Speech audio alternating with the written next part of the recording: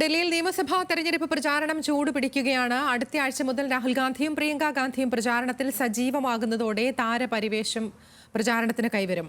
അതിനിടെ ആം ആദ്മി BJP തർക്കം അനുദിനം രൂക്ഷമാവുകയാണ്.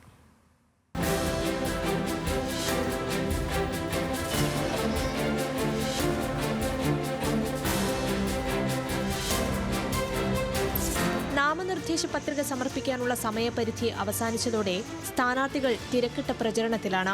ദേശീയ നേതാക്കളെ രംഗത്തിറക്കി കളം പിടിക്കാനാണ് BJPയുടെയും കോൺഗ്രസിന്റെയും ശ്രമം.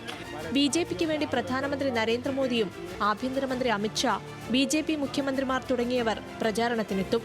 രാഹുൽ ഗാന്ധിയെയും പ്രിയങ്കയെയും മുൻനിർത്തിക്കൊണ്ടുള്ള പ്രചാരണത്തിനാണ് കോൺഗ്രസ് ആസൂത്രണം ചെയ്യുന്നത്.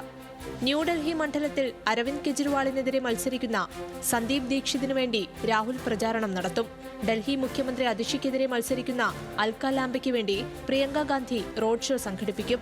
ഇതിനിടെ ഡൽഹിയിൽ ആം ആദ്മി പാർട്ടി അധികാരത്തിലെത്തിയപ്പോൾ ഗുണമുണ്ടായത് BJPക്കാണെന്നും കോൺഗ്രസ് ആരോപിച്ചു. केजरीवाल का आगे बढ़ना भारतीय जनता पार्टी को मदद करता है. भारतीय जनता पार्टी के साथ मुकाबला करने के लिए राष्ट्रीय स्तर के ऊपर मजबूत कांग्रेस का होना जरूरी है.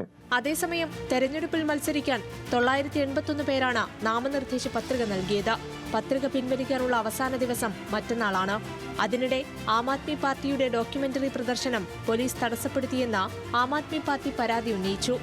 ആം ആദ്മി നേതാക്കളെ അറസ്റ്റ് ചെയ്തതിന് പിന്നിലെ രഹസ്യങ്ങളാണ് ഡോക്യുമെന്ററിയിലെന്നും BJP ഡോക്യുമെന്ററിയെ ഭയക്കുന്നതായി അരവിന്ദ് കെജ്രിവാൾ പറഞ്ഞു. ന്യൂസ് മലയാളം, ഡൽഹി.